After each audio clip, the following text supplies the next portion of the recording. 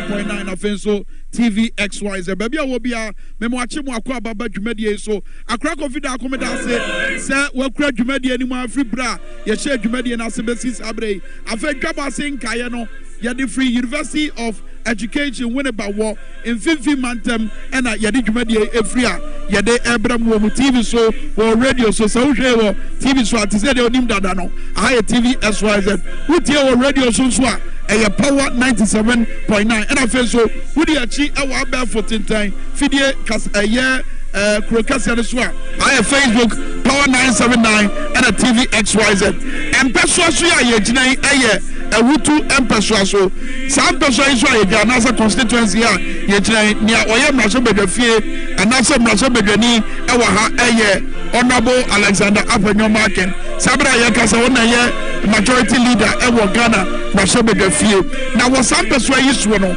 and University of Education Winneba ahana dwumadi kasia NDC ebeye no ebekoso omo manifesto omo ba be power to manifesto no ye ensem ahodo ne aniswade hu ahodo ene dayeso ahodo a omo wo ma oman Ghana ene nsanu aduru ahodo a omo wo ma oman Ghana wasabre ya yedum pempenso a yeda akwawe so yedi hia yeda kam na yentimi entry yeka yeba sankomo no nyina so but mameka asamba koncho yebewura University of Education Winneba se bibia da di prefer dwumadi kase bisa bekoso wura eye entrance wa na se wuduru entrance edi wuram bewura eye campus a NDC for asanso de e na aheta eye campus anyina wura entrance wa bibi beka cho se ampampa dwumadi kase bi se ena ba bekoso ochina ena feso ubewura campus asenso a enkomo ekoso ene akonia bedia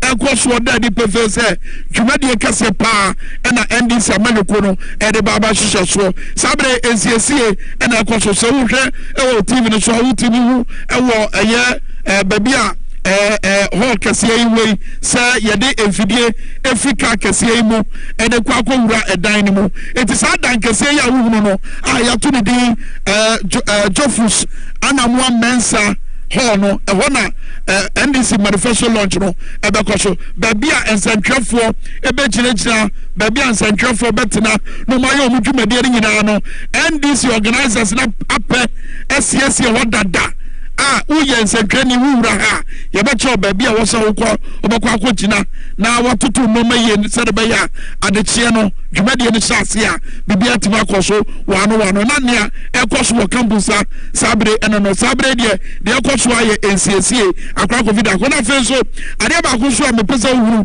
ene nea ewo amanfo no trim omomote eye afutua ensema edo makoma so enoma omofam Sabre under the leadership of Nanado Dankwa Kufuado and of course the leadership of Omumra Shebedeni Alexander Apenyo Marken but Adeba Kwa was so who and pay and say about a wutu akwenya ya look Bronika Sam Yabaka say yes safe seat and Yakwenya Baka say NDC Kwadia and Yakwenya Baka say MPP Kwadia and I'll be 50 Manta Maswa and ya about to more Makeno and Kofako afibia ne baby omudi omani etre na sawohwe sede efutu akonya no ese akọ efi 1996 ebesi sabre ya kasa aya dania besi sabre ya MPP ni na waya mrashebedweni ewa say in 1996 na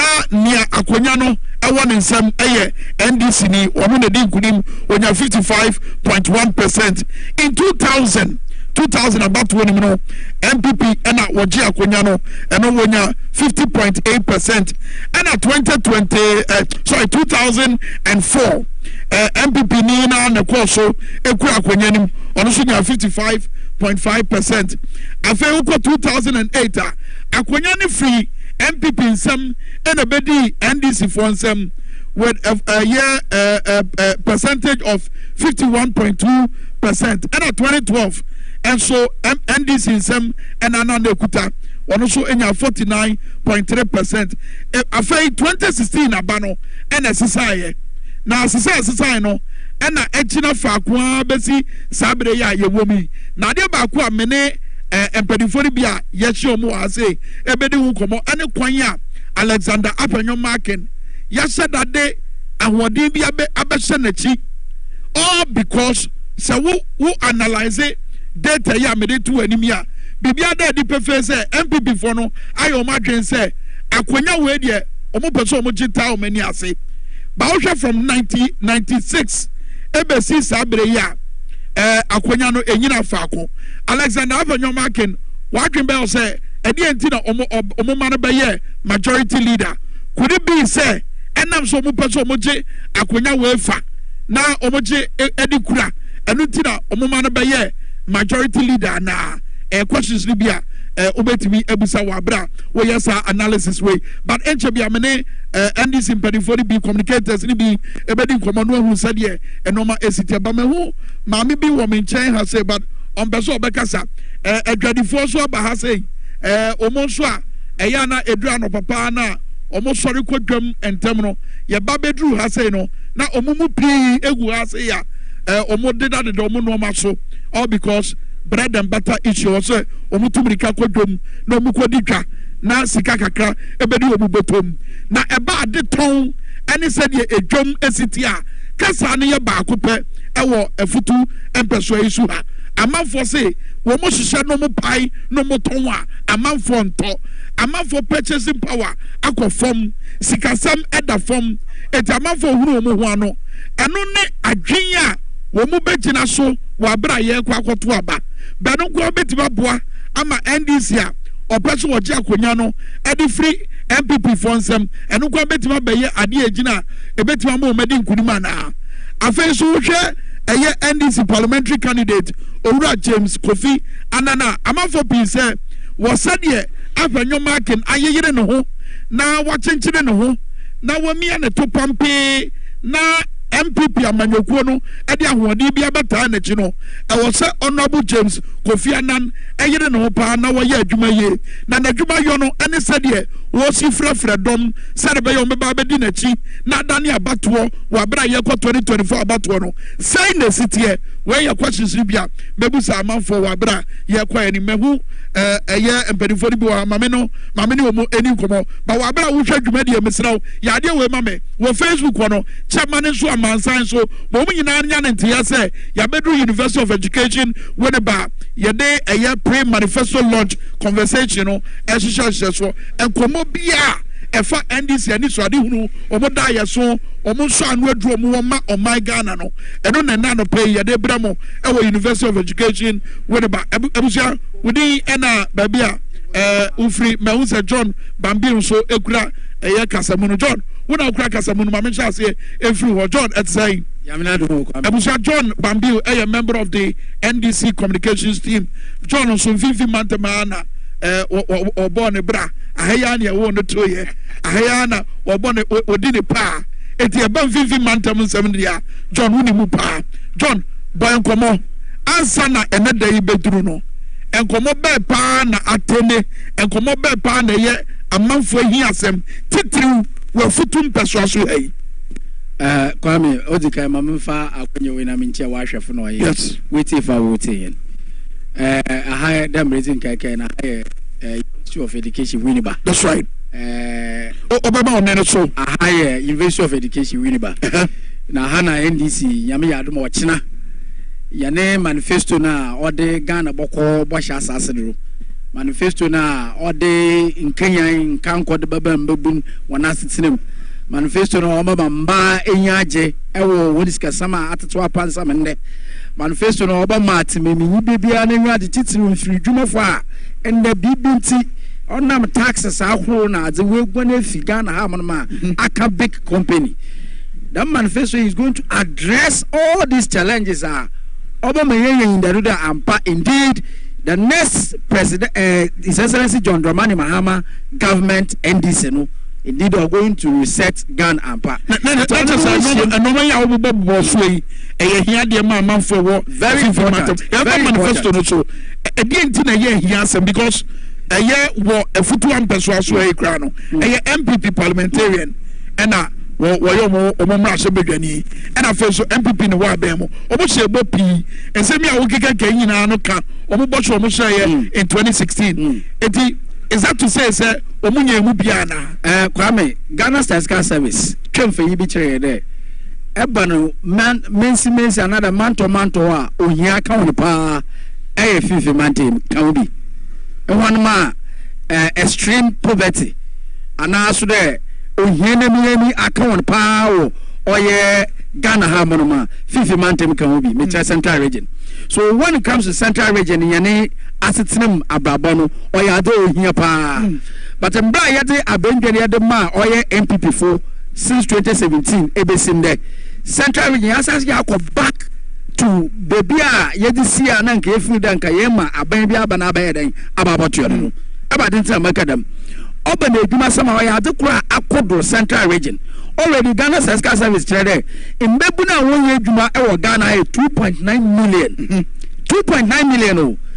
What it means is that say ye central region mbebu no du gyina wa numu akono ye eduma ye numu akono wonye eduma ye ai fifi me kyerɛ efuto a ebi wa bi enti sɛ eye bibi na sɛ mbebu no bo peno anado wodi wachira that should tell you the labor force are as a lot of eduma oyeden onye fifi mantema so bodia mame nyanya mo no thought said be yabeso obi aso mama eye communication officer Emma NDC amanyoko wo efutu empeso aso ase matise ono abo abwanyo market ahade wayira konya nim pa ente said ye na medan na dia che ye tiefo ne ya hefo no every 96 versus abrewe akonya ne ye party ba ko dia NDC je kakra na MPP aje kakra ba kamia sasa ahade afanyo wayira mu pa ere ndiane ne trick ye dia anape madase na akonja azama mo TVXYZ na Power FM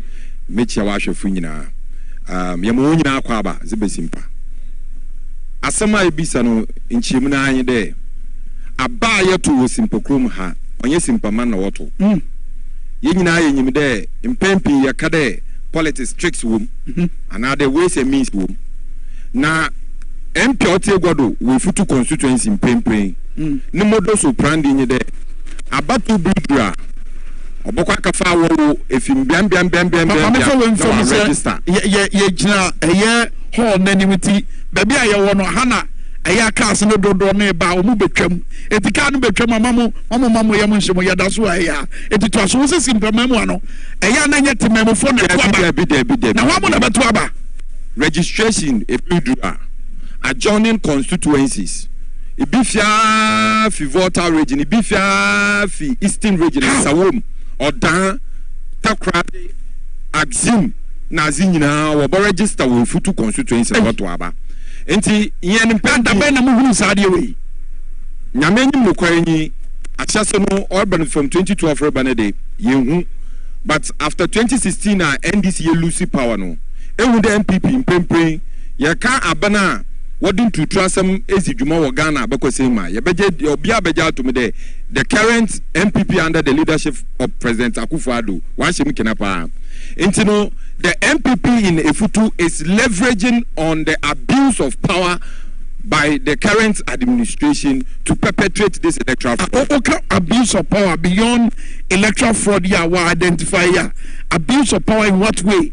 Say one Emma Mebunu Enya no more for instance Enuma what the patapa wakwan beso ye wure una nkofo wakwan beso exactly ona kan yaban abatuma yenyim de ye wo the security service and the electoral commission one pivotal rules or the play ma asomdwe ekoriye intase be yeduma now registration bidura no wo we ba ye challenge form no e be pick e ka pick challenge form obaka che o de me nyimpa no nyimpanyi wa ya wa ma excuse wa ma justification odan kwa instead the police will be ensure there will be interrogate nyimpa na akwachi wo there amparo fi kroma no police trade more there why no to trust okay into all the institutions of state or there why neutral or there why civic or there why amamba pa wo to my wo nyina have been compromised. It's abana sano what 2024 about 2 year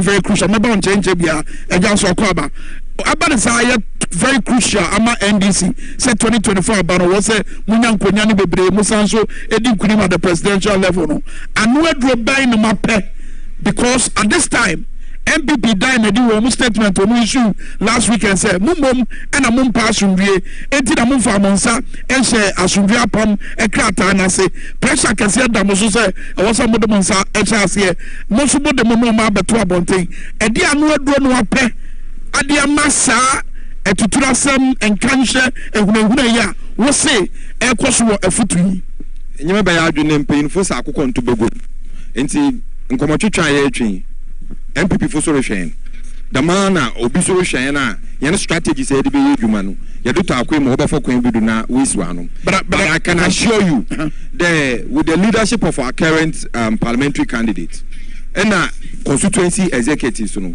ya board mazi nyina enyim kam na ye zenhyehyɛ ye gwa akwa mu the mazi ye be bre na ase osande impempen imbebu na wo simpokrom ha oye futu constituency na Ghana afene nyina wonye be ya adwene de Bosha MPP for Shay, prior to 2016 elections, our President Akufo-Addo be president. None of them has been fulfilled. And in fact, 2020, Ahaya no Bosha Bosse, when 50 man to Embassy Airport, yes, Central 50 man to on University of Education Winneba, what can we keep close, okay, but Nina 50 man to working. Into Mbebuna so worker, Shanada, into the Mamma Faying Chum, I also see Simpa. The constituency chairman of MPP. On MPP WhatsApp platform, or incite the youth there, program here, more embassy, more for you and share. No one share MP name. Osan will recruit 2,000 of them to an electricity. Akabusumo Basa Yoka Kotuaba. One more in fact, proper a son and umbre, they create employment opportunities. Akatumna Brom never can ever make Juma. Until when would there, Jumeza Baby was simple Krum ha, or Yam share. Edema ND Sameyoku Futu ha. No sense to share there. In Zama, Dr. James Kofana no a parliamentary candidate. Why ye? And His Excellency John Dramani Mahama, or ye when he was president no. Obobwa ma ND Safanentam Pufro if you constituency. No probably in Adam's Minano. Material can probably be an mentina. Honorable Maban change be about Udin be a moment. Carlos, you are not communication officer Gomo Central. Fantastic Gomo Central. Now all glad to say Mina Ozikano Metia Otifo. Now my son Metia and this for us I'll be remote TV XYZ. In fact, Dambo Ezeka can Sammy Channel Parliamentary candidate comedy Wilson. Michelle you are Mina go more central day Boko. The class of media go bodo. I feel Kutani day any city to make sure that your budget is an NDC. A plus and Yabra Wadon Bano any woman. Mina NDC a business coming go more central constituency. And we are confident today with our parliamentary candidate comedy Wilson. Right. But we need to push assassination. Right. I feel I'm a year normal year baby who or China. Asama kwa John Babi Okanya uni answaka kope a juma here mebuno ewo Ghana. And of course Central Region Kao. Edi entina abeye here sema nanso abanya or share bo say Ghana bedroom pembenswa adwuma bebuso ama manfo from anone abe prapɛ adwuma edi entina say here say we besi ne wo say amanfo eye MPP amanyoko eye aban no etiba for failure entra mina ozika no oye Andrew Yara the best center ha na me be share mbabun oye student ha in fact na mo so no omo rally behind any program aye baby yes na one da so any da so pa in there ejuma mina MPP aben ye nimre de every day bia me so na make in there one day one promise on Sunday they are only interested in forming the next government but not interested there on the build the economy or on build the nation oh yes they be some kind there MPP on the major interest in there on ba say atan abengwa no so na so tena mufu wo na wona am say onye wona emiswa azu o Sunday kum consensus de me a MP oye na ya ni dwumeso zia yin there one ties edomno with emu angwa fertilizer ammonia but you now kwen ye major problem go mo center dey in MP no oni adwube ho dey obetuma boa enche biara no beje hina one of the communities go mo asebu na ebe go mo central am Mutum Akade, you're one of the smallest constituency in the central region. Now, so Yenny constituency now, Kwan and Yakwa. In fact, Yenna Pinya Kuya also Makwanye. Yakun Pakupoye, Bawe President Akufo-Addo, State of the Nation's address, Obeha and any chair, Yafi and Nisha, Namudio Maya, Crown Puche, Kwame Nkrumah buying. So how come say a buyer 2 days a year of roads, Mudi Hansomo? Meaning I am a year of road, maybe a year of road, 2025. In year of road, every 2025. Or Sunday, MPP are buying by in free a soon, Bosum, our Chimney. One to move for quota, Bakumpo and Kayana Kongo Central. If the baby be some would be said, Emperor one day, as a year of rose man, man, a Akufo-Addo. All Lanchemu, as you know, Kawana. Minia, Gumo Asebu, and Cheba, 2 weeks ago. Nay, Akuya, Okojo. The National Kajetan Mufunde, Yapaduma Babumo Centana, Yane, this is a municipal, and Sana Yakwan were to my year. Minia, yea, never in the wood, the sorry I am there, and Chebera and Puka Biffy, a Benjan so. And so you want a district. That means you say Yatumwa. Yendu municipality, so Yakun in your band. That means you're not ready to work for the people. Okay. Or send us you under districts. The what district and Yakun as a young check the banda, Nindu municipal, and some in Akona Guma Central near fixed. Okay. We are some Sabe, many are Guma Central, near Wutumwaya, another near Emperor to Wutumia in there, or enter the dome with Sika. Okay. And Chebeno on the promise of Mukway. And the promise, or last year promise of Mukway. This woman was managed to pay 3,000 Ghana cedis to every delegate. Meaning there were more than 700. What 3,000 times 700? It's close to 21 billion. 21 billion for one elections. Meanwhile, 21 billion for one elections can solve a lot of problems at Gumo Central. Only community of 34 communities are from constituency. The smallest. You know, what to use to cycle. Within 2 hours, I call each community of Gumo Central. And so at the Pepebele home Abu Gumo Central. And more I host and say, Yen MP and Yakunya, in fact, from Fall River, my first tenure, obey Deputy Minister of Lands and Natural Resources. Yeah. My second tenure, obey Deputy Minister of Interior. Yeah. Akunya biara over the nimpa biara what is biara yema wenya na so on to use the position now to build Gumo Central. Now this two money is going around there or also or cry there or also up another time. Meaning Gumo Central then meeting capitano. We are desperate because make desperate here you come to kwabio desperate then in the Bona Echo Gumo Central. Gumo Central we deserve better on a presidential side of things no. Dr. Mahmoud Baumi anene dom almost enam pre apese ombenya kwenya bio say na community of Gumo Central. Meaning Dr. Mahmoud Baumede to da me pede me silent on him. O Sunday Ozikano Sapape Sabe Enyansa Day Vice President, he is the head of the management team. Into a bison 170 questions to Mitata. Then Vice President there, Emizate, because you are the head of the management team. Bra, na economy I say questions we Branabe Yano. Not today, sitting our Ukraine and there was a mere mates. Na meta angelises better than you get a car at Ashansa. Yan MP Pufu and Kutumpu and Daya, Baumia only Dimia. What is a work on the crack and the pa? At the basan, right? Then a new Swissma and Kufi. Baumia not to Sama or Kawa 2016, 2012, yeah, and then Hanson. Okay, Minia President Mahama or making emphatic day. And yeah, my economy would see a mommy. My economy every allowance in Sabi, no man cancer allowance. No allowance where or your teacher and necessary training allowance. My cancer no. No use to see can have one cancer and cancer no. No car 20 songs of man cancer. Well, one cancer massima mokaye. And they say now more they will call a different level. A movie or more free allowance so that's the student loan. Exactly. So my brother, we were able to employ or recruit more students into the tertiary. You know, before by Minia Baku ever nursing training. 3 years in allowance mother.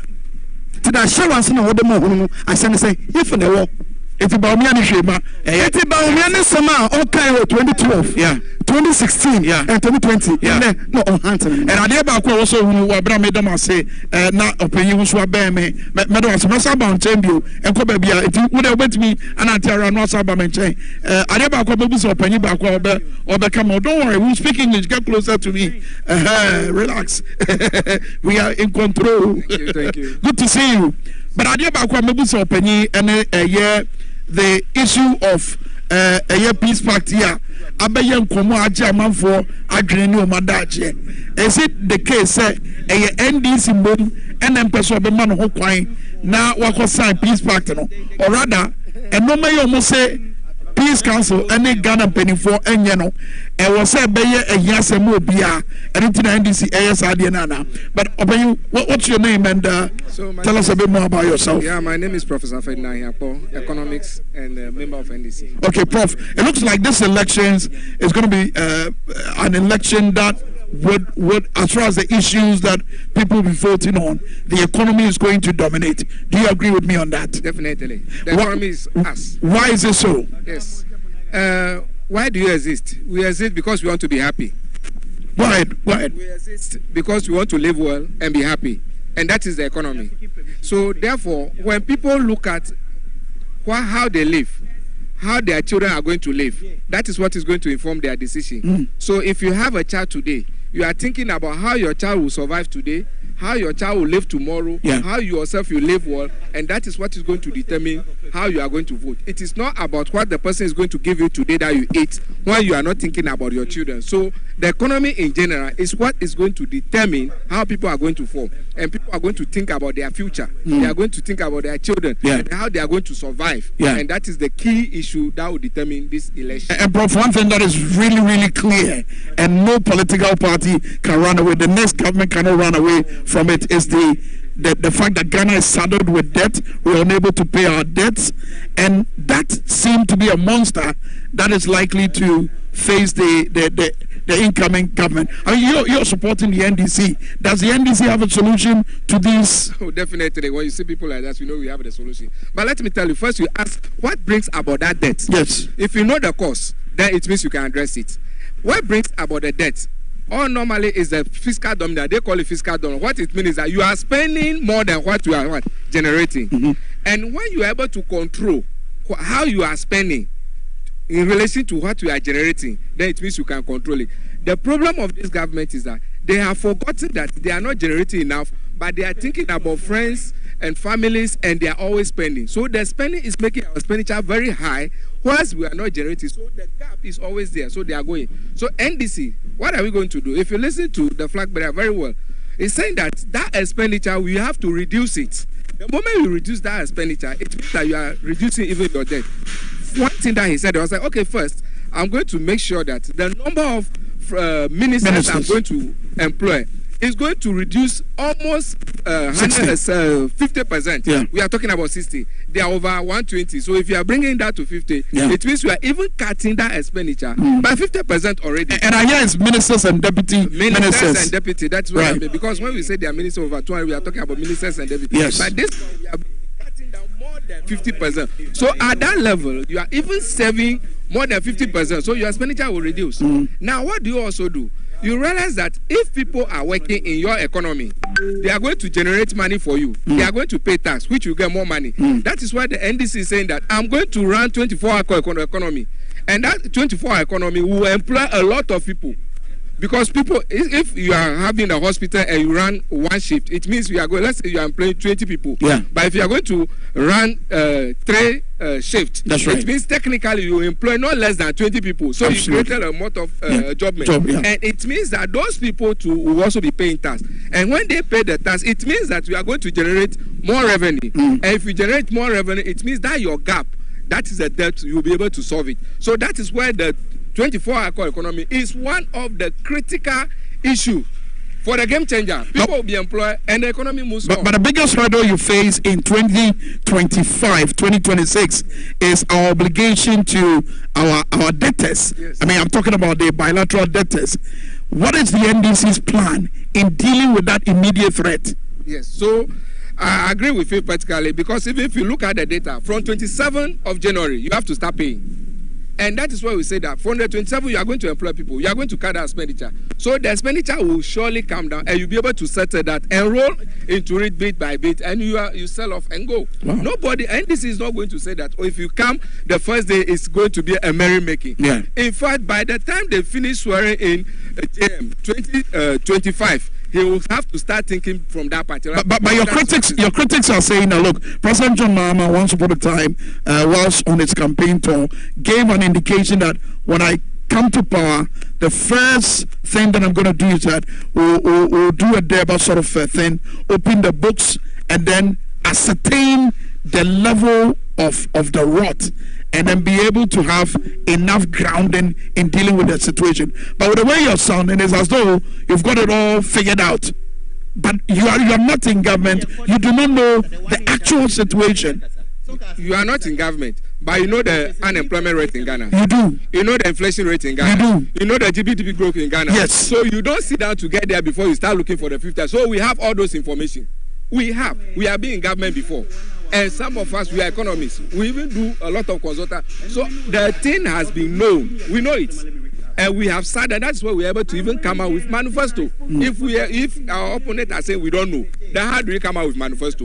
How do we know that we have to reduce unemployment? How do we know that we have to control government debt to also reduce, exchange rate? That's so right. it tells you that we know all those things already. So nobody can tell us that we don't know those things. If you don't know, then there's nothing called manifesto. So it's because we know. That's why we profess solution, which will be read tomorrow as a manifesto. And you see that manifesto is what is going to give hope to your future. All right, Prof. Thank you. Lastly, before I let you go, by way of fiscal discipline, you know there's the Fiscal Responsibility Act. Baumia is proposing a Fiscal Responsibility Council that would enforce the law. Is that the way to go? Or the NDC is proposing differently? Let me tell you. Ask yourself who brought about the Fiscal Responsibility Act first. It is the NDC. So if we don't know the relevant of fiscal act, we are not going to bring fiscal discipline. So the moment we brought it, it means we know in and out of those things. And I tell you, if you look at that law, if you read it, ask Bamia to go and read it. Everything is there before it passed the law. It will give you the measures to prevent the overflow. Because they are not using it, they go back. You know, we also, the Fiscal Responsibility Act, we have what we call gift miss in it. That's right. As whether all the contract that they are beginning, it passed through the gift fee. If everything passed through the gift fee, we will not be here where we are today. So when we come, we are going to revamp the use of the gift me, the fiscal responsibility. We are going to implement it fully, and that will make sure that all these chronics, contract that are 10 series, it will never happen. Let me ask you a question. Have you ever heard the MPP saying that our ministers even inflated price before? When they're even talking about the ambulance transit, I've never talked about inflation. But when they listen to all their things, what do you hear? The price, which is 10 cities, everybody know, is 100 Ghana cedis. That's right. So it tells you that they are not using that system because they want to steal. And that is what we are going to stop. Thank you very much, Prof. And we say, Prof, that you know, I can command a paywall, Dwaboase Power 97.9, and I feel so TV XYZ. Samsung, yeah, live, TV XYZ Ghana. So, TV the show to say, yeah, Mamu who said, yeah, University of Education Winneba, ACTA, not as activities are a tie course of Danny Daniano, a Shasia, air pick it up, a month for air co lecture halls, a month for CSC, Prapra, a year, Sukumano, Prapra. Omuso mu yansantwafo a omabaha enam ochina dwumadie no so dodo na nso na abaha basa na wotie prof ne sam ne tofa bomo ane se eba oman Ghana yesika yenya woto agiem de yenya e oboso ya yebebo oman sika yenya e woso ye de bo oman ne bra no ochenya mbo NDC amane ko bedan ne di ache kwan a ombehwe so na o ma show mo so na sika die basa enkoso wo se enam se MPP aban no wo di sika wa bra won fa adwen ento ho no enu ti na oman Ghana yeda kan ma yesuka yentimi empia ka panyi ma che na kwaba yeja oso din we did a Comrade Joseph Mesa Baka. Comrade Joseph, Central Regional Deputy Organizer. That's right, Akwaba. Akwaba to Wangasa region. Yeah, memo Akwaba. That's it. Russia. Never be someone someone. Yes, you will 50 man to her. Yeah. Maya, there, Yamma, Dam Gangan, Drum, and Fitun, Chaba historic.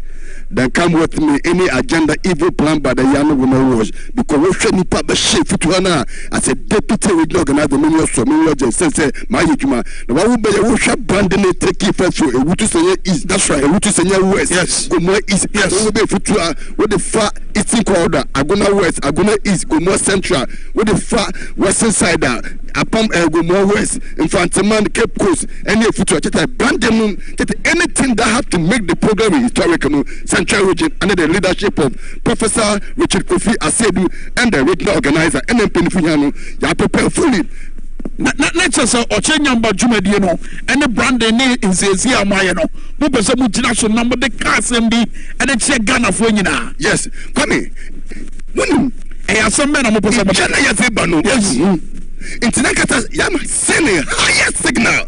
I'm a new patriotic partner. I am grasping posse in the future constituency. Constituency chairman, I follow marking my note, my daughter leader.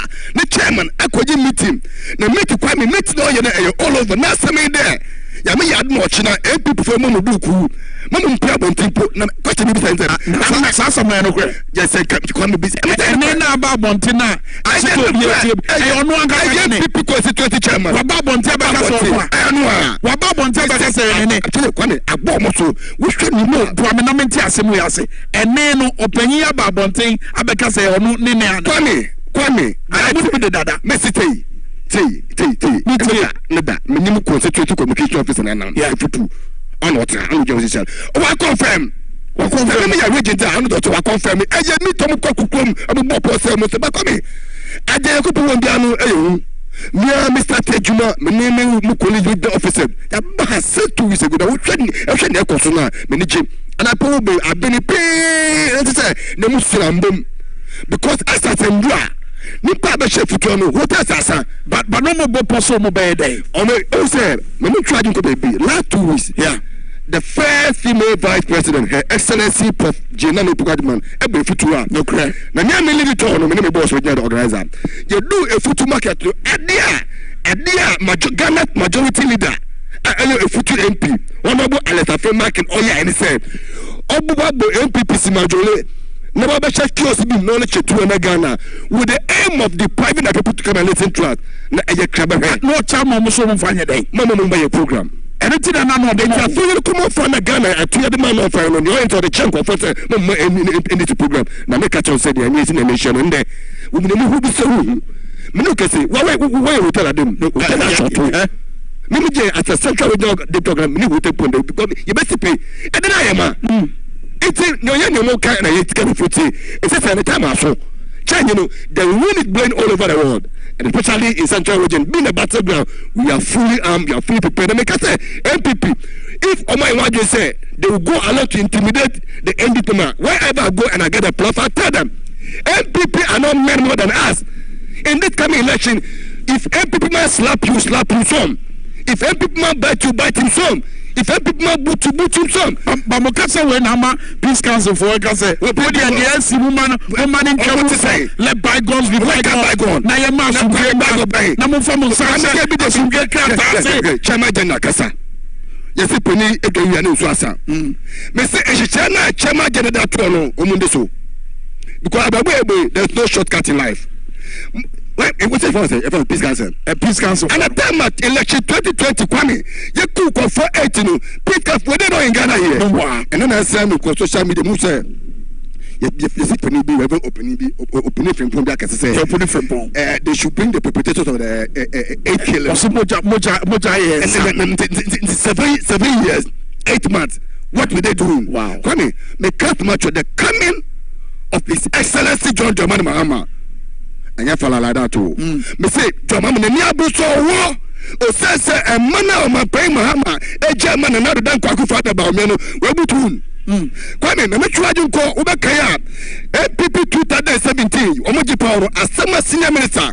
Honorable Otafuma Fokero say, His Excellency John Dramani Mahama has handed over a robust economy to the well economy. Kwame me say who simple wabi. Who person who difficult I can say and then papa Kwame talk about two me no come na down and now dey beku ha clap your back bankum 100 flat na send a show home. It make us they can go all over to speed the lies. We shall expose them like one by one. But then your competition His Excellency John Mahama. Oh, I been higher fishing community. That's right. Yan to me, Fatiri Kwame, Yan trust a for enter Pumuda. I like it, Dr. Baumia, and Akufado. About your pum. They say I go for fisher for to move and then I'm going to find survivor. It is our money and I'm not going to come and make customer show. Come what may any magic people do, we are moving them out. MPP are where they are moving out. But I'm going to put another quick one. Then I say, Anna, be a champion. One respected who. Because you can say, who MPP put on over the we shall not hand over. May say, I have gone to Obra TV in Cape Coast. I have done him that in my capacity as a central regional deputy organizer, he doesn't have the balls. If you have the balls and the table 10, hey, you should tell her that he doesn't hand over. But as a deputy regional organizer, Emma, NDC Emmanuel Kuru, Commander 1, on an outside in Canada. Mamma, Papa, ya was 24-hour economy. When we take a so be a minimum body, mammy. Or from Kukwakuyabua, the Deputy Central Regional Communications Officer. 24-hour economy at Adia, and so we need Drea, a good Watadiamono. One day, Obia or War Central Region Casana. What things you say, I say, I need the Jinama. It's a shiny the what I say, Titum Bebuno, because when him say, so when you Jumaya, any quine say, so mine ye Juma 8 hours, dear Akano, which I'll go. Because I'm not quite me bia as I say minu akọ ekututum yebi na minu akọ bna tutum yebi nti want to say what ya no say kwame so koye adwuma 8 hours a ne ko ekum so meko koye adwuma 8 hours na minu akọ bna so akoye adwuma 8 hours eba ne sa kobna ntie mfie na ko ekum ntre fie wa bra kwame ye adwuma in simplest terms no sa na wo 24 hour economy ne say ete na all link to adwuma sem ewo efutu ne emiamia hodo mpeso hodo ewo efifi mantama NDC hyehyɛ ya ɔkyena ombepa hontuma ene ne MPP aka se obefa abefo tentafidie nyansa pehwehwɛ mu ade yo ede aboa ma enwuma aba no wode nimi no toto ne ho a deɛ pa na gina potia mmabunu no hunu sɛ wei yehunu wom mbabunu sɛ wo hu wo 24-hour economy ni na de bio because intente adwuma ya uken indempo boys na wo ye adwuma na nkasa MPP fo akwa bi su a wo ye adwuma na wo ye scan a what is scan what if you won same meaning since when you started say your tax betting and so you can abel tintan ahoma so adwuma asem and it won who say abina say sabona bia mo say mo be ma mabunu 1 million adwuma through coding. Now true coding, what I'm saying is Kwame. First na me twa me bet. Inti me say me nya me 10 cedis na me ko twa me bet na media scan egu mi kotokum. Banda MPP aban ka chem say me nya me 10 cedis na me ko twa bet na media scan egu mi kotokum because we baji mubi na we dey aye wade. As compared to first na nka me ko twa me bet a 1000 na menya 1000 na my mention say me the base no. Inti abefo ntentan na wo dey ba na wo so dey fa so amen edwuma no. What they may you say them because Juma na on his scanner yano for crime be so cry just ask no if you mean same it's the one here and say and the abandoned bra obema factories incentives abandoned bra obebu Juma under the 24-hour economy send ya okwe Juma ni mu a eno oye Juma na de obeya ne say obetuane tax you scanning na aba ne kotokum wa bra obi mbaji scan bi na onfefi ni kotokum. All right, I grab out support 97.9 TVXY Europani Medo say and neighbor Babuan Comono or China Body and Red say ABC tough mame. I try Yambua, I said the ABC say MPP for the attract and Central Region had the back way and ya pan say Baumia Cape Coast Scotia was or the airport Baba Cape Coast 50 months or the airport Baba one femba the wouldn't for NBC when they say yeah no quafo you can't ye so and into one why watching so Babu Bombe that would win you my better you made in the cheap. Many of our men can't be so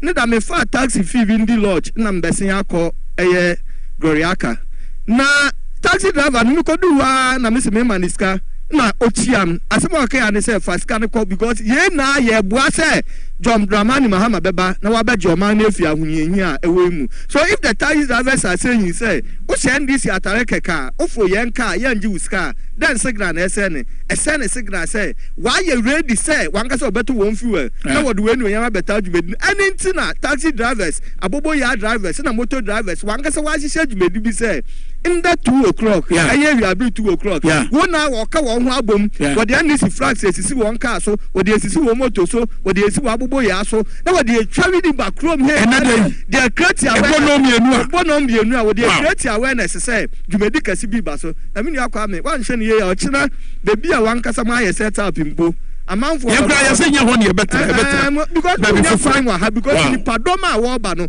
from Eyapa Denchira East Kosi Kaswa padoma awoba no nye ni padom ketua so we should expect a good show. Me da say abusuya se wa beboa e komo ye dwabo say e power 97.9 TVXY so and our abusuya ye University of Education Winneba na ha say na enkomo a ye yankasa ye dia ba ye chance ye die ansa na NDC manifesto launch na kwaso ochanya me adom no eno na yeguso ayede bremo e wo TV so na radio so power 97.9 che bia no ye bekwa kwotena se na ye de no bi abekye no brasa na no ensem ahodo bi a His Excellency John Dramani Mahama kan na no be ye pese dan eno ma ba ku mienu bi adide kire mo brasa na no kai we se edi antina eye MPP amanyoko wabra woko 2020 abato no wabeye womo manifesto launch our central region na afi we aye ko abato mo 2024 idie o medwane no me de akose ba bi foforo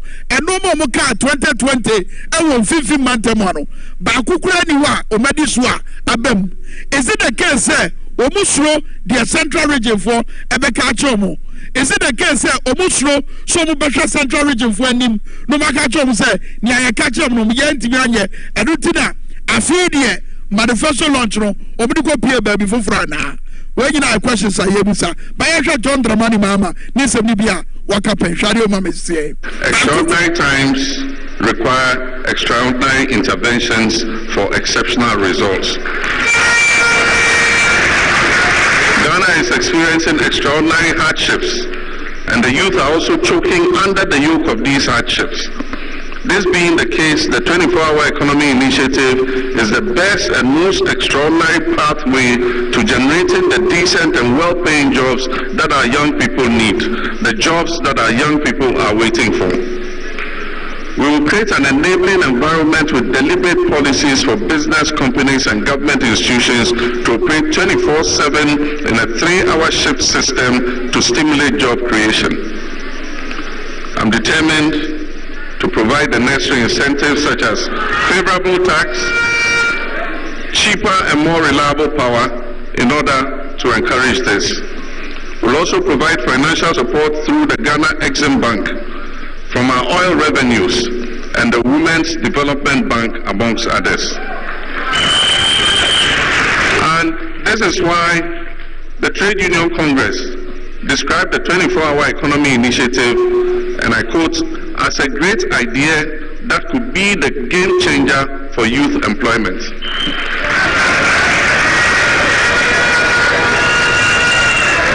And also note that the Ghana Federation of Labour, the Chamber of Local Government, the National Union of Ghana Students, and the IEA, amongst many other well-meaning Ghanaians, have spoken favorably about the 24-hour economy initiative. We shall not fail them. We shall deliver to exceed their expectations.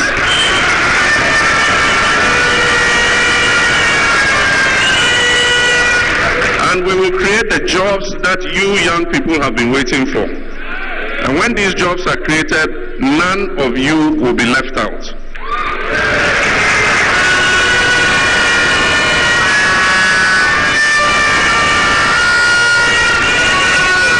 But let me say at this point that before I left office in January 2017, my government, through the NDPC, that's the National Development Planning Commission, had developed a 40-year development plan. And this 40-year development plan had captured the 24-hour economy initiative. So it's not like a new initiative. We had thought about it already in 2017. My children, my young brothers and sisters, elections have consequences. And this is why you must vote wisely for change on December 7th. Our secondary education sector is grappling with overcrowding and inadequate resources, contributing to diminished quality overall. A study by Africa Education Watch revealed that between the 2019-2020 and the 2022-2023 academic years, government's annual per student spending under the free SHS program was only 23%, while parents bore the remaining 77% of cost of education. The next NDC government will improve the free SHS program. We will engage the stakeholders in education and ensure proper infrastructure and sustainable dedicated funding for free SHS.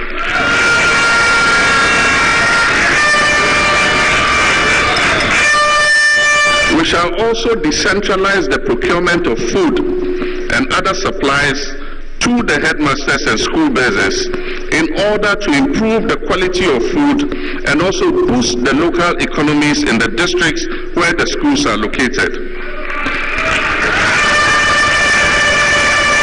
We shall expand access by building more infrastructure in existing secondary schools, and we shall dedicate funding to completing the E-blocks in order that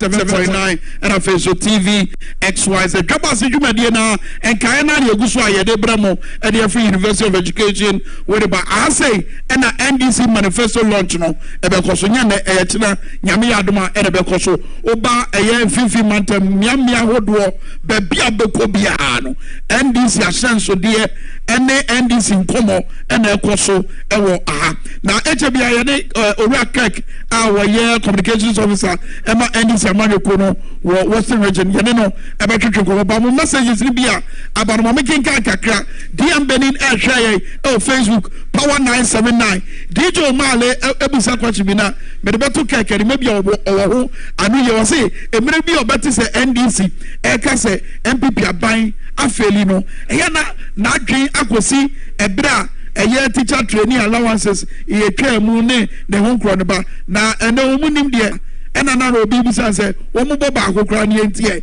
wo ntimi moy ba keke bia wo eho anu ye ena fe so Dino Tito was James Kofi Annan wo ye good man pa ba dia ba ko wo so NDC mpanifo wo mo ye ema no se de be ya obetimi adi nkunim wo abra ye ko 2024 abato ni mi say ne campaign no wo mo tiro mo ho no mo hye mo den na bibia ehia ebeboa no amena di nkunim no ne nsa enka we eye messenger efi Dino Tito ho ede bae sanso na eye me call Jude was say enkunim nam kwaso a eba December 7 2024 odoi ewo tema we need a president who can rule this country beyond 4 years ono so asema wo kanono and afeso eye bright afezuke was say Accra Jemensa cannot stand this year's declaration wallahi and a bright so baby was say Kwame Jemensa cannot stand this year's declaration.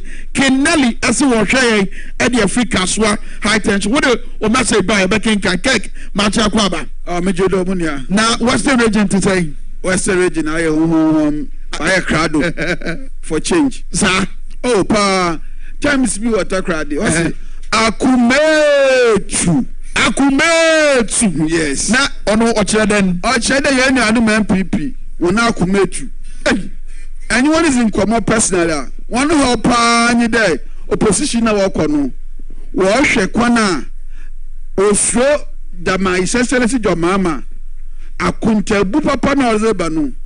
Prosecution na ozeba no. Ono na wa ma na akumetu. It is so bit to say your Texas EB e chance so mo ka say oh what is NDC for e ka say MPP aba failure na adwan kosi no ma bi otete here say omutwa nursing training allowance mu teacher training allowances mu acheche for ni entrio mu kane sa no ma no what is asem na pemo say cake munia obi obaka dem asem bia na na onyim dem a orokodo because et kroma ha na as a nurses and teachers allowance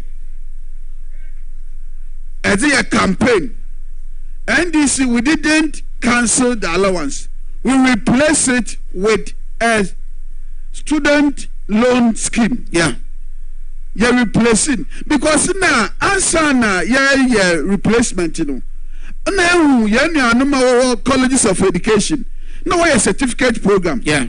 And this are ban now yet to be upgrade one programs now obey equal to the university status. I had a University of Winneba. Yeah. Certificates that wasn't one, and the same thing now one of our colleges of education. Wow. So there was disparity. I mean, get the same certificate. Most of our colleges of education get the same. Make the student loan waha. Now, money on our college in Esda on allowance. Now, the campaign. What the propaganda from? No, I cancel allowance. So I cancel allowance. So now, Babenum. Now, allowance there, Beno. Aba slash the yes and Chiadano, Yenia Baumia, oh yeah, Jamila, Emine, Obisa. Work for school 3 years, yeah. Own one allowance. Yeah. I know a lot of students where we are school, they didn't have any access to the allowance. Yeah. It's the major campaign at the Mayenia no work of school porno. Nada one what to Abamo na banner a no. Do you think that student that went through the 4 walls of the colleges of education when your allowance now allowance to be on your one time pay ebe fi da ka asem che do be jiwezi bi ma keke asem se be we your politics a che e dey tina asem we ekọ na aba omo da so gina ba bi omo gina na eno mo kan ye 2016 e ton confo so ma amanfo tuti am no adentina omo guso omo si sansem no so adentina me refer to MPP one Farazi today ma woba takrade. Yeah. The major campaign MPP were Western region. Abeka 2015-2016 is Excellency Jomama onye Gapoa for waka the 550 million United States dollars.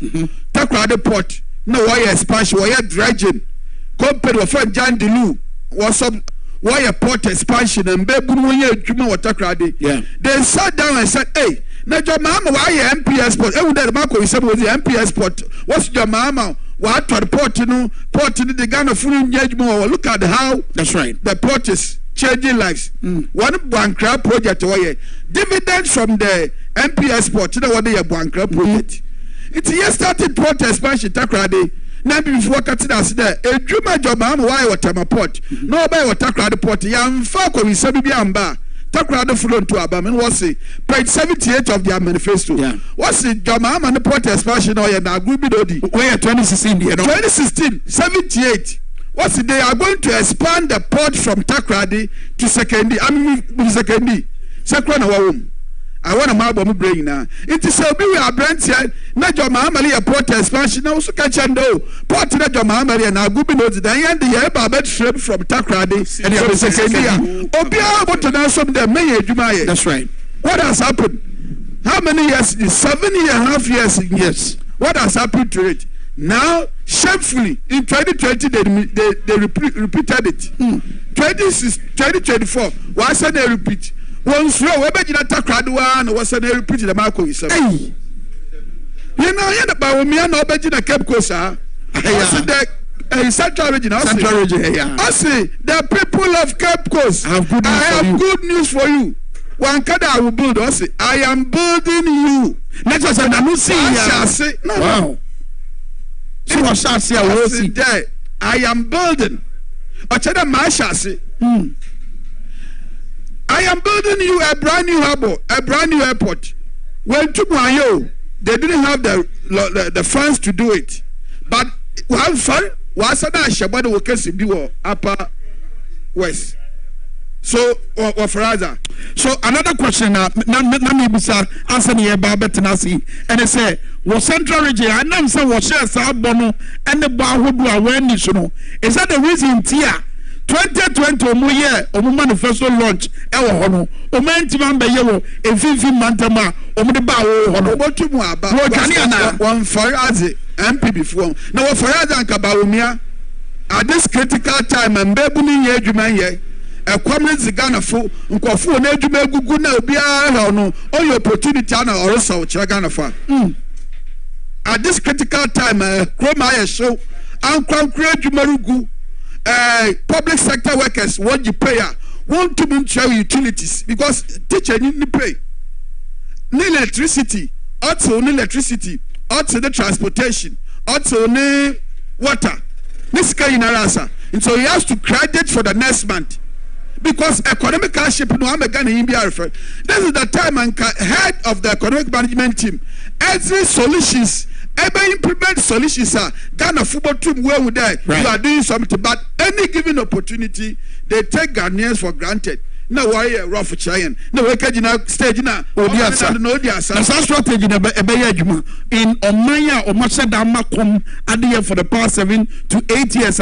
What the 20th city show be bottom grass here or better was say. Such strategy na ebe That strategy is simple. They want to monopolize the governance of this country to a certain family.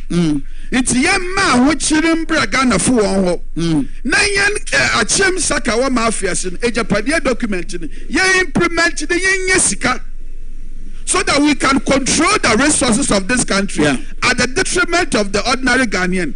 It is time about Tudra. When I come as into what the 50 Ghana cities bro pay, then it means that you are committed to it. They're about to Abamon. It's our strategy and which you are been in our MP before. But only a man for Kasa.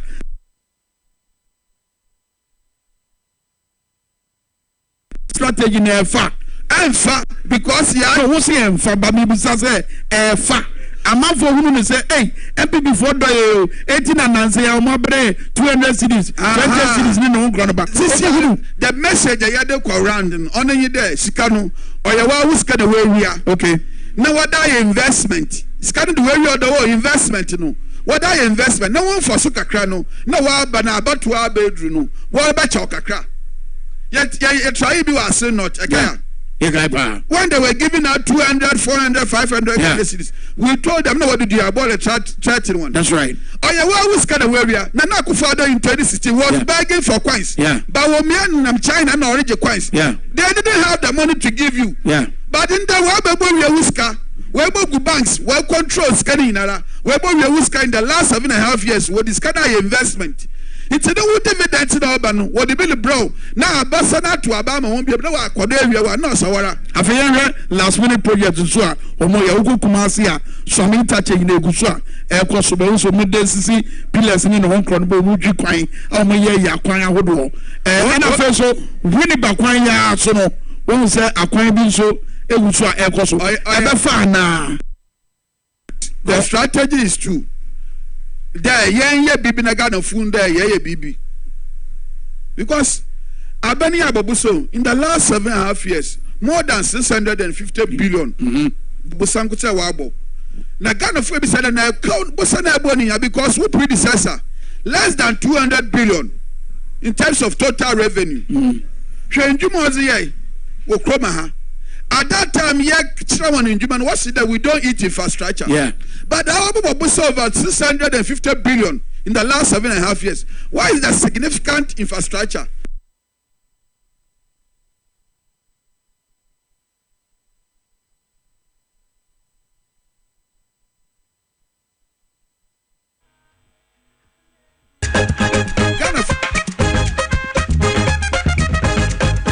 Come on, the victory of Miami.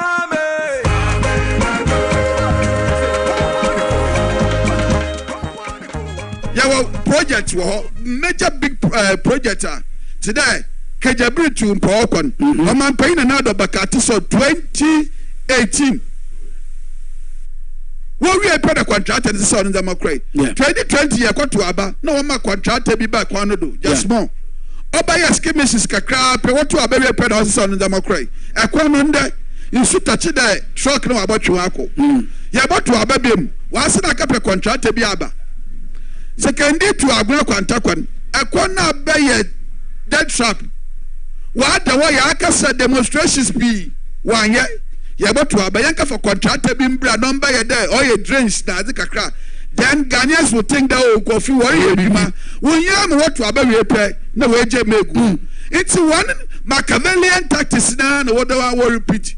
But me did the gun of one in your sats when we die. MP before a fracadam fool. Get me because I say.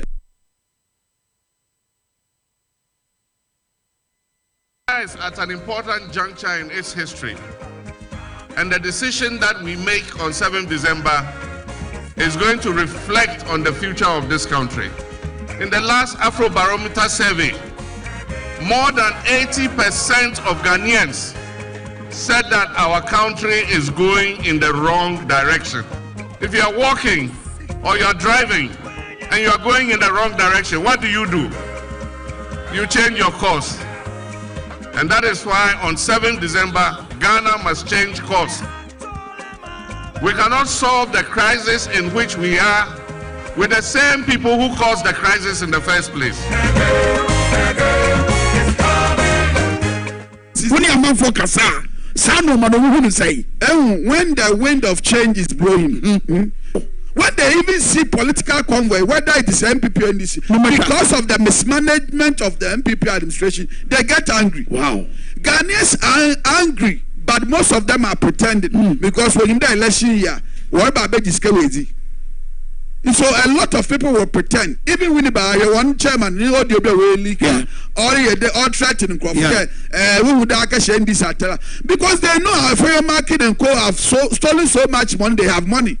It's they will use the money to intimidate. Stolen so much money. And now people Ghana, he's the leader of government business. It's a Chronobia, he's part of it. No, I am majority leader. Majority leader in parliament. What until cabinet. Okay, anything out there come on. And the MPP as a whole, they are cartel. Now what the way we all these monies they have borrowed.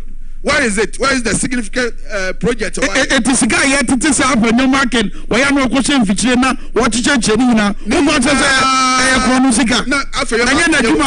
market. No companies before MPP ban Abiscan after your market war. And the way you scam on fire, it was all threatening Kwafu Kroma. All right, but we will unseat him. This is his last time in Parliament. Okay, most of them would be to Ghana and in Shadina Mowo, and in Shamwood Ramo or my Ghana. Problems, no. I know the bachelors are Ghana for the 2 minutes, Bemamo. And the entry and we say, when you meet 7 to 8 of any young man on the street, young woman on the street, as some Kopanoka, I want job. Me pay Juma. And you Ghana and Babun in Koma, a far one Rahu. There's no hope. They don't see a sense of hope in our future generation. It's a new Abrante Biakasa, and the Equanation were able to manumaka Abrucha. And can't put a store away wonder this time security with the city. So I will in Wobium. So Wobiman Kafa, we're gonna free using desert to travel upon all the risk because there is a total hopelessness in the system. It's NDCC. NDCC there. We need to think outside the box and bring out solutions that will change the status quo. 24-hour economic policy. Okay. It's a game changer. And on here the iron and this Funiaka. AGI, Guta, and one in your friend and Waba Markade. What now? I heard the policy when there. Say Yankopoya, do me implementer. Yenumbe Buna one year Jumayan. Oba Jumayan. And I believe there are branch area school at Nephew. No one more 20 Ghana, 50 Ghana, 100 Ghana, the Kotuaba. Jidemis Kanizi, for your future and the future of your unborn children, vote for NDC, John Dramani Mahama, to bring the 24-hour economic policy into fruition. I say, Kank, anyway, Breno, Dacia, when Yama and Nena Feso, Babuan Common Power 97.9, and I face TV XYZ. You go show a rich media live. You had the University of Education Winneba. Make us a shutter. Abebra Honorable Aquina sponsor, former Central Regional Minister, or I say, HBI, I don't know about you. But also, Kumasi Fonso, Abe Piemwa, HBI, and Yababo Moche, now you know, shatter the shutter. Shatter that to say. We don't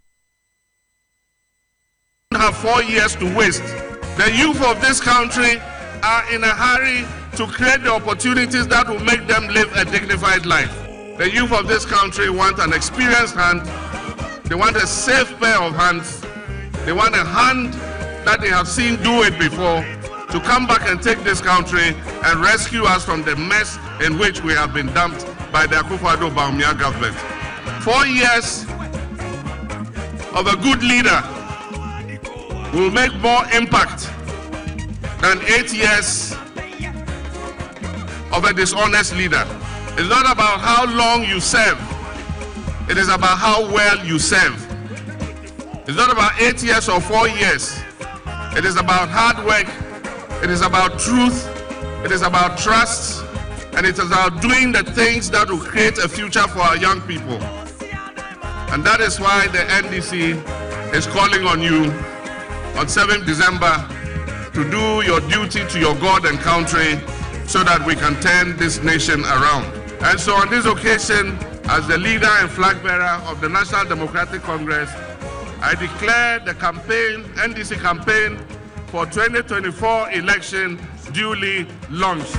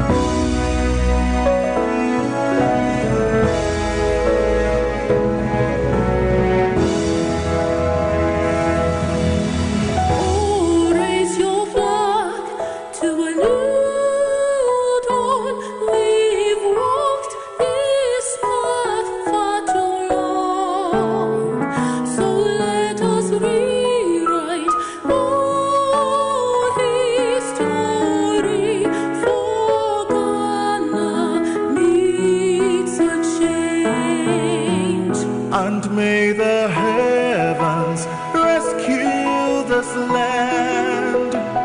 We need a man with vision to lead. John Mahama is the man for us. Oh, Ghana needs a change. Mama, I'm sorry.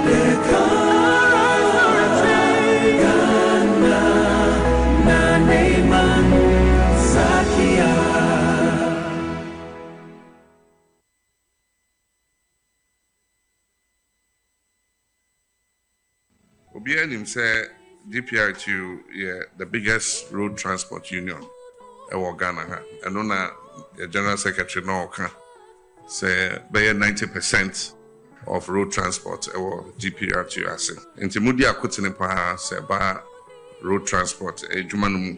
Na madam ase say enfie bibria atwemu yi mo ena mujina ho ama a driver for ne transport owners ne obia oye adwuma ewo road transport sector. When they ask for one single entity or particular establishment that provides more employment in this country, it is GPRT.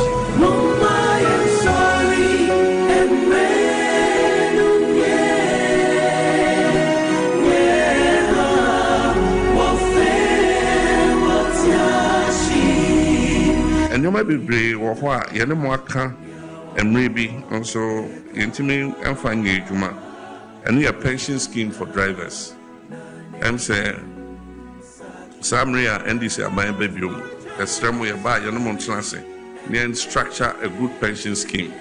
Send a driver or one on there or ye Juma or Neskakakra near the Toho, near the Toho, near the Toho. A bedroom, a mre, obey a mre, I just say.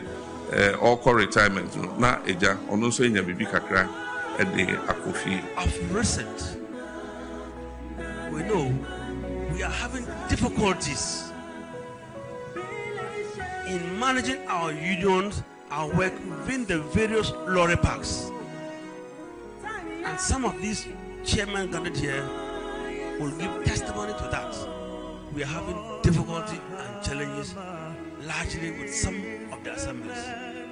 Some have the intention to push aside and then take up the lorry parks. You better make a partnership between assemblies and the road transport union to build and improve and modernize terminals and look after the terminals on a revenue sharing basis. We can even have private investors. So DPRT you get private investors. Normal boam on terminal no. Into terminal no move be escrow account. Into second bia moje every terminal no will go into the escrow account. Na a tria bosia eje editua edc terminal no. Obia do say GPRTU for NDC. By a say obia tia say GPRTU say for NDC inka NDC da they be obetna program so. Drivers Day majetum I will say yeah the daba to na yeah honor drivers. And see driver or driving safely on your accident or driving by 10-15 years on your accident that some company na I will say a bomb mabaso. And see about regional best driver, district best driver, national best driver. Na ningina ya bomb mabaso ni ma o ma chede bi kakra se na be ya obi anso e de beshia na ono so ayesa.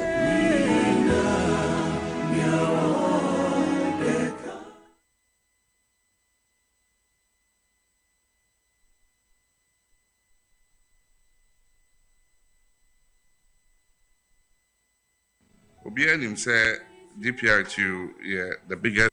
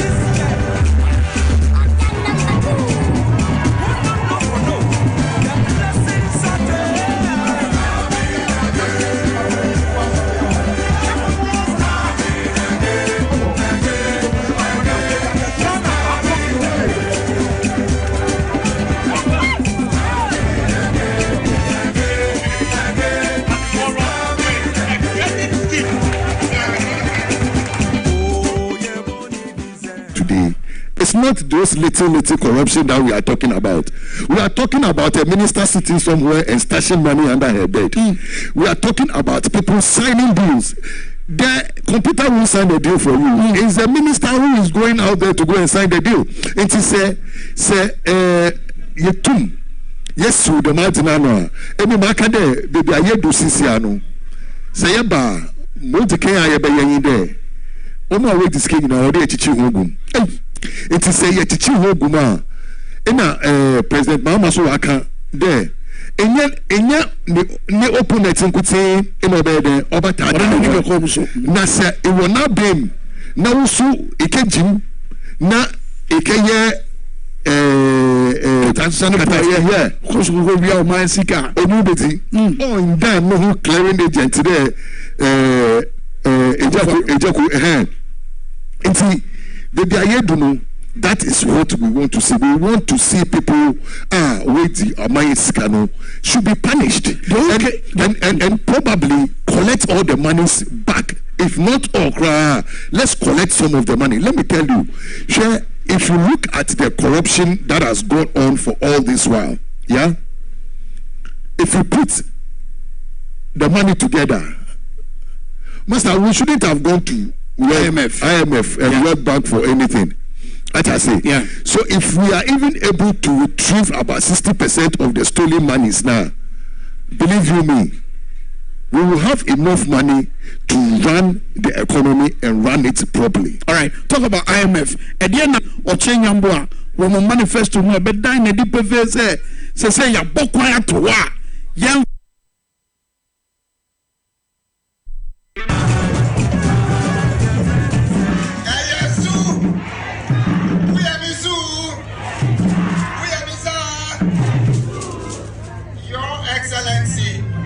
On behalf of the people of Tema East and by extension Tema West, Tema Central, Katamanso and Ashaiman, I'm very pleased to have you interact with the fishing community this day.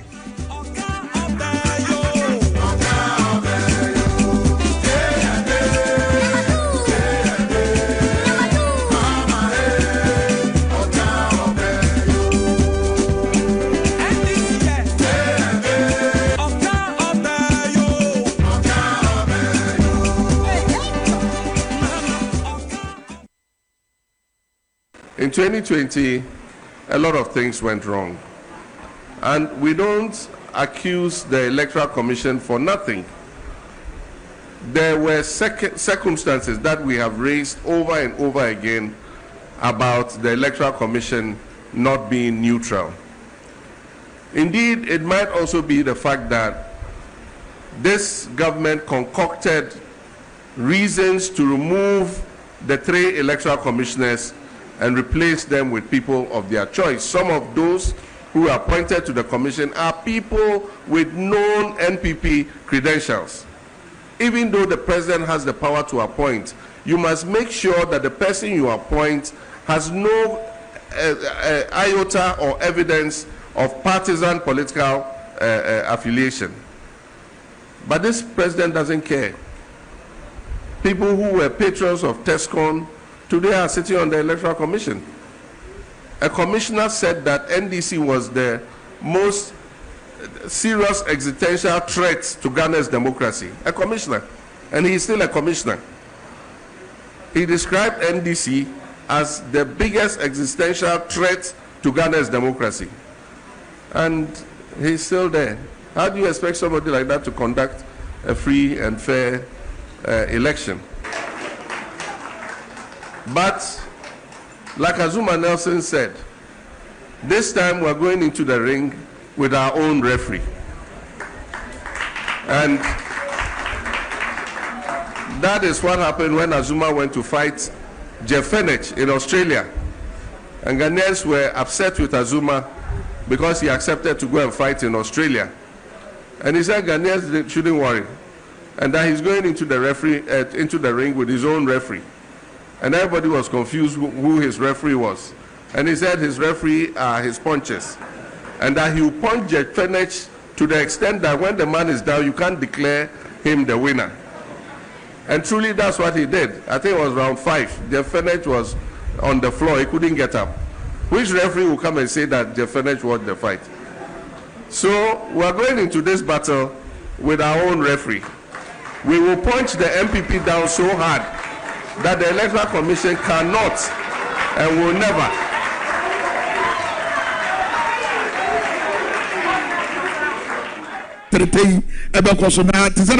So baby abekobia and Gabriel Tata was say obechurch de mekaimu and NDC ashen so dear omo mu wurem evivi matemami akwaba. Yenia. Yeshia Yache, NDC Amanyoku no, Edema, Adeshia, Efutu, Empress so honorable in advance, James Anan, honorable, Akwaba. Niente Americans are they say we MPP ni na besi NDC for Jumedi Nasia. The other by Yawono na in there urban Efutu constituency politics are. As winners, we will emerge. I'm certain of it.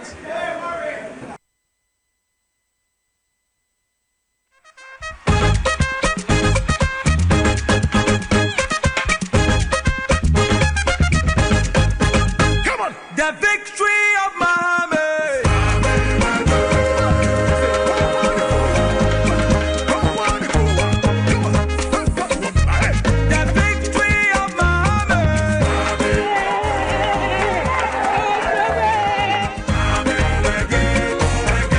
Come here, the victory of Muhammad.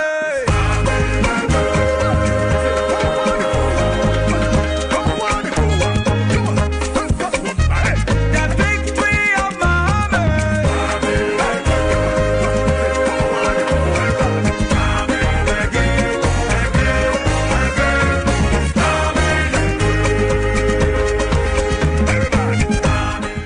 More I am paying for 80. Wow. I didn't cost no less than 50 children. And I make up a song, almost say, a voice saying, Omatiana, almost ho, chairman ho, board ho. And a chance and Kola and Ketsuan Pono, or a foot two input to and from whom a chair we pay me moon China was so a party chairman. Wow. A banner sana will be bad the manifesto launch. And Sampa, NDC, Yaka, a die and from him. A 24-hour policy. A development a year that share our constituency we muha. Obaha University where you me and NDC achievement. That's right. Acquire our constituency mu a fire NDC, ensure electricity, hospital. A day that waha NDC na de buy. No I got you go for some mumba. Because NDC abani diem. It is any tiabiano, a who back home, and a one account. But what I'm calling in fact I have to say some PC abaso any a futu man for so abaso community engagement higher coin any encofona honke kano afanya the whole batch and that leads me to James. I mean, Osha from 1996 ABC 2020 about where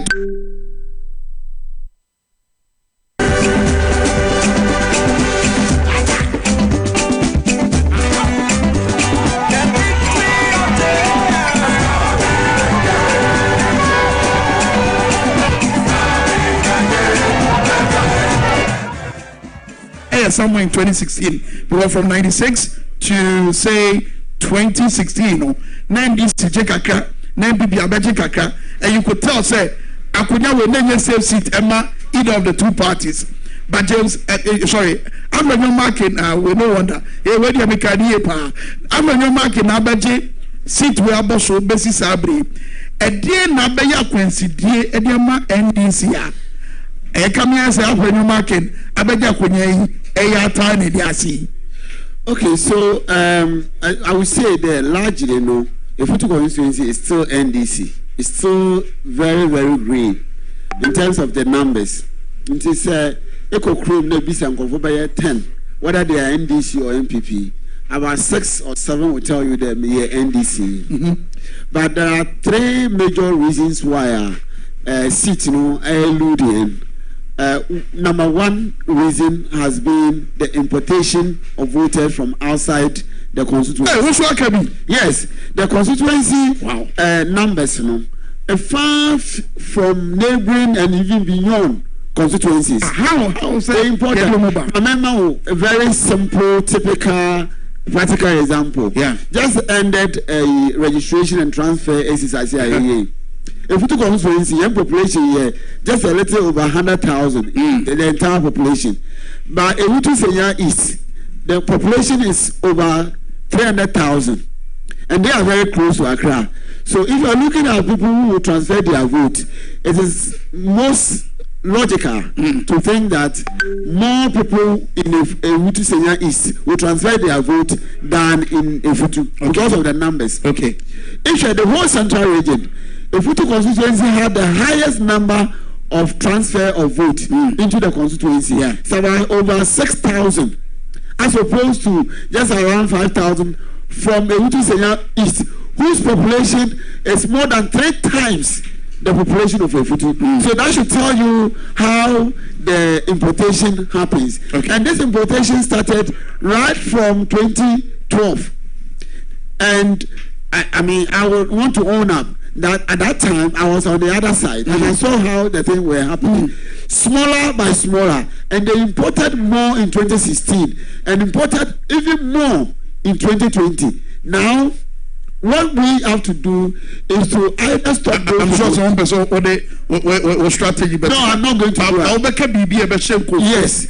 So yes, but the other thing has to do with the money aspect, the monetization of the constituency. Wow. I mean, if you are looking for the headquarters of the monies that the MPP might have stolen whilst they are in power, this is the headquarters. Okay. You come here and you see all the Ghana's money that has been stolen, the wine and the bed and all of that. You find them here. Exactly. So I want to tell those who are listening to, especially my constituents, that this year they are winning the seat. Go whether rain or shine, we are winning the seat, and I'm happy that my sister alluded to what she saw. And this is just something that we didn't even prepare in advance. It's a spontaneous something. We just call them that, oh, we have some regional executive, they are coming, we want to meet you, and they turn up. Okay. That is all. All right. Or Kasafa, the way a man for a pubaye, and he's basing the confidence in winning election also. Who was that feeling, maybe, Anna Gabriela? I've always had that feeling, Efutu constituency. But the issue is about imported voters now, Mobahano. And this December, I expect that the constituency, any region, will have a grip on those voters because I'm voting on the constituency before Bebaha. It's I say I stop you from some other voting. So to me control I know they are sitting here there. All right. Afayambra Ochenyambwa, Yebesi at the end of the manifesto before the end, I'll stay for 1 day. Well over, some 10 hours. If it's a they do keep course the tones you and do Accra. A bit about 20 Is it the case? I'm for bread and insanity. I'm for bread and adada. Okay. Since Ghana for no or more pen.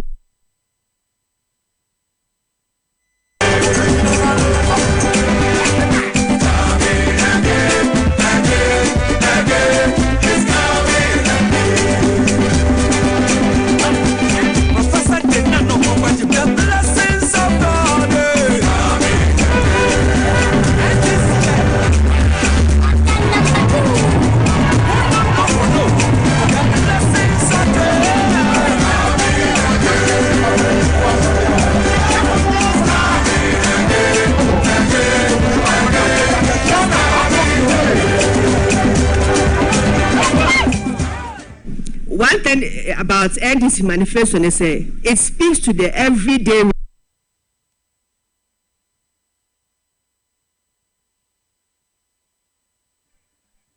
We want improved standard of living. We want high cost of products to reduce. We want reliable prices. Yes. We want jobs for our young people. Okay.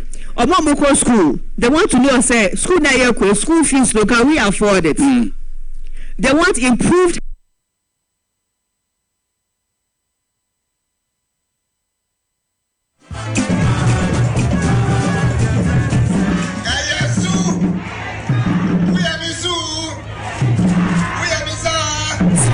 That's a basic school, common chalk, any attendance sheet, teachers, and to mentor because they can't anywhere. And JSS for the monkading. And what them say when you build an educational setup, basic education, and the most fundamental. That's why when you go outside Ghana, KG, pre-primary, more Montessori system, and my a chair in Kolano, how to be more analytical and assertive. Yeah. Education system no. It be different. It's NDC manifesto 2024. Your proposals for basic education, for secondary education, for tertiary education. Wow. One of the proposals for basic education, as I mentioned, to revamp capitation grants and make sure say you settle arrears and as a kind of a a very timely and enough money a bit now bra basic education for no. There were a lot of basic schools are uncompleted. So that phenomena first no we back a lot of schools no now call no what block so and the form school blocks no windows no doors anyone no issue no asaba back into no one of the proposals in the manifesto they said Yaba University a complete sa project nina. We are going to supply mono desk to almost every basic school in this country to bring them back to school. Your Excellency, on behalf of the people of Tema East and by extension Tema West, Tema Central, Katamanso and Ashaiman, I'm very pleased to have you interact with the fishing community this day.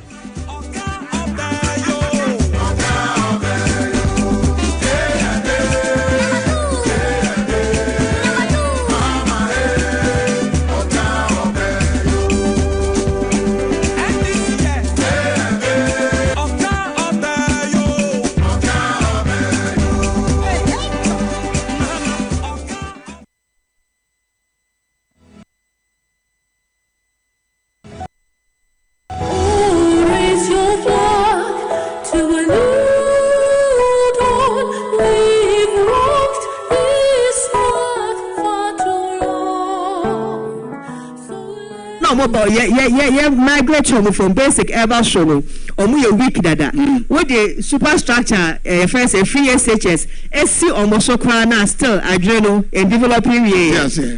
Again about secondary education we are going to revamp the free SHS program. We are taking the free off because the saying you accept to say secondary school education is free. There's no need for us to call it free anymore. Nya ehia say ye be hwemu kena double track no ye twem it ye audit of all educational facilities. Which schools need more boarding facilities, which ones need bigger dining facilities, which ones need more classrooms.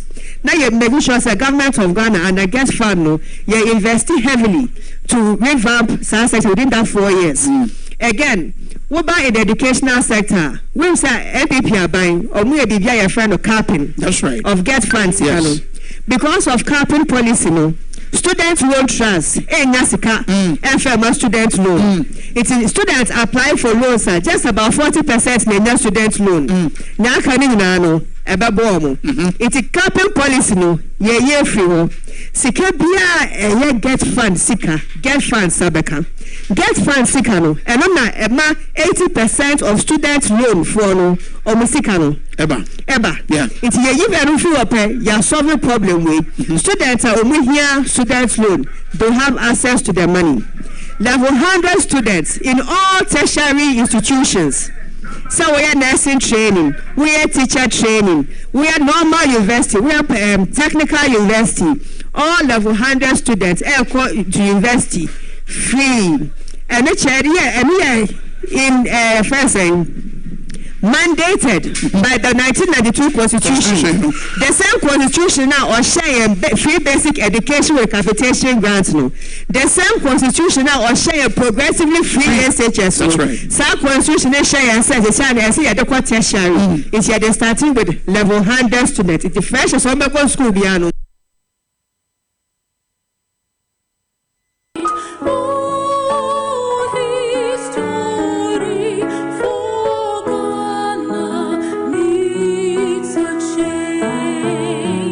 And may the heavens rescue this land. We need a man with vision to lead. But who say I to say and go for complaining say constitutional and because you to me and fa reality and to constitution.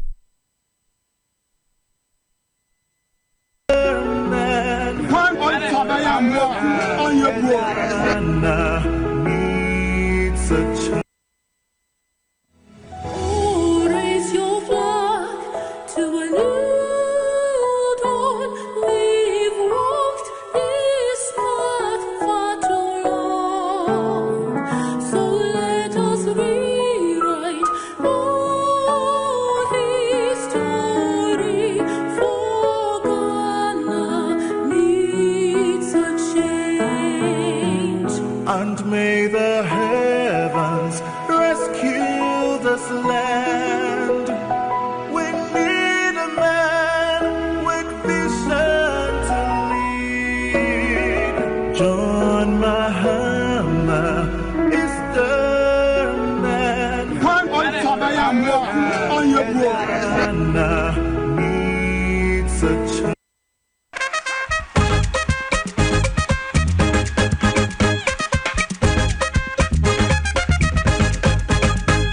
The victory of Muhammad.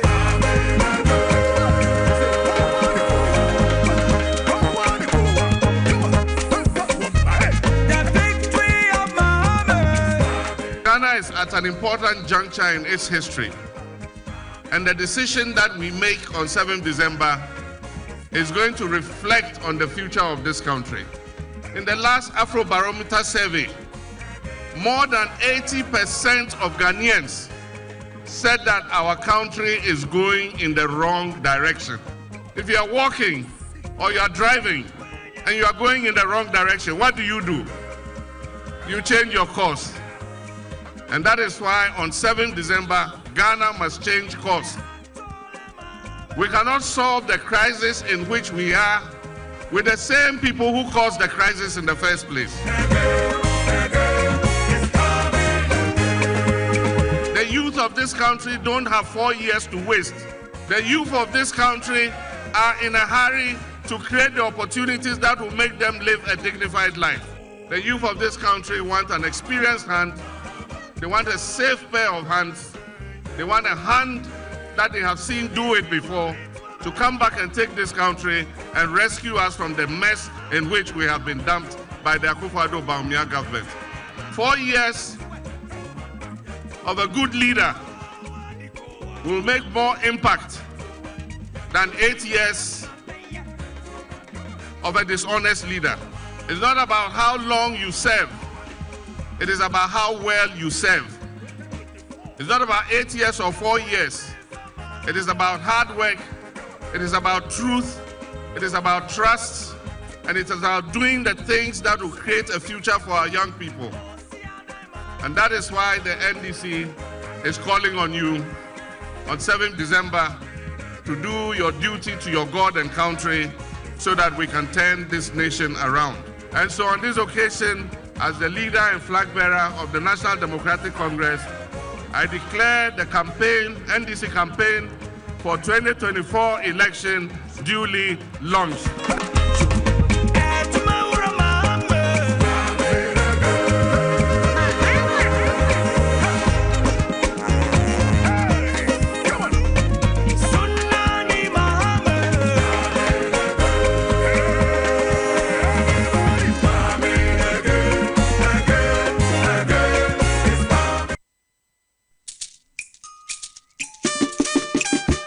The victory of Muhammad.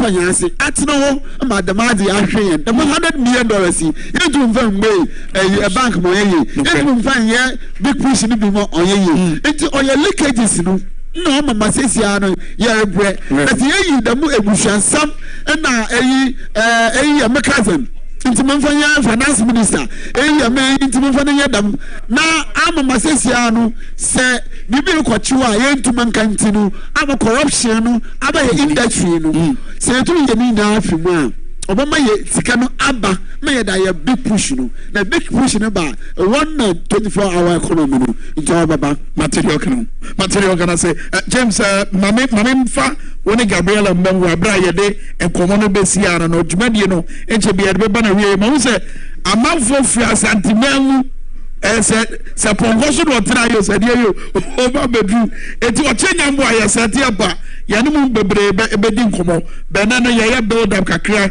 wabra ocha dwumadie no we have fun Anamwa Mesa conference hall iti yabasre all party members amo ben efutu Winneba pass through if you want to drive on the weekend a Saturday program a day event, so wherever you are coming from you can still drive to Winneba, come and experience it and then go back to Accra or Takoradi or wherever it is that you are coming from. At the end of the day no manifesto no moon komono we did say bet me general copim the day of elections. Bet me because I can say yeah, communicators they are being educated on the manifesto. It as launch no question you'll be engaging them. Media house and mobile more dorsal. Yeah. A few of them have arrived. A bit of console mobile. So your communicators your communicators you'll be engaging with the media. Yeah. Now you're sustaining conversational. But the policy proposals are very interesting. They are relevant and they are needed in Ghana's current dispensation. All right. I'm very convinced the conversation will be sustained up until December 7th, 2024. All right.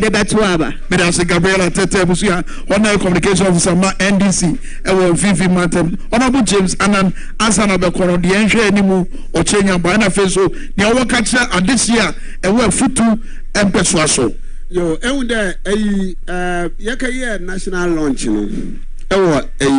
Tamarin for the campaign launch. And the issues now, that's right. Into this manifesto launch is just a continuation of the national campaign launch now. Tamarin.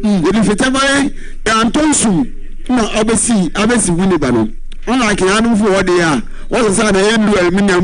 But it's not because a political party who are bemu na mumu opposition. No, is that not the reason? Tia mumu samechi. No. I have about substance. No, a catch me there. A mama phone. A phone for credit. Number 1 CD every month. What? Because phone you find out the 1,000 CDs simple. That's a mutual every month. We are mutual 1 CD. Not in my lifetime, in 20 years, never go to your phone. Okay. And so it's on to us from there. That substance. In the end, expect substance. Okay. Now, but your mama 1 minute. If it no can show there. Oh, your mama, why be that? You my sister, not me. You don't know about was some now. I'm the captain. Central region 4 years. Fatu MPP for 116 years. Wonder your mama 4 years ago. Beat MPP for 116 years. Within 4 years of your mama, on my end 11 polyclinics. Central region. Equal a Kaswa opposite interchange. You do a whole 40 polyclinic or your mama a Biwa polyclinic. Secondary school, the more community day secondary school, or allocating 18. Yeah. By the time I went for office, right? No, we are commission 10. Right. Within 4 years, 4 years, they are also. Yeah, the year can interchange. Kotokraba market. And we pay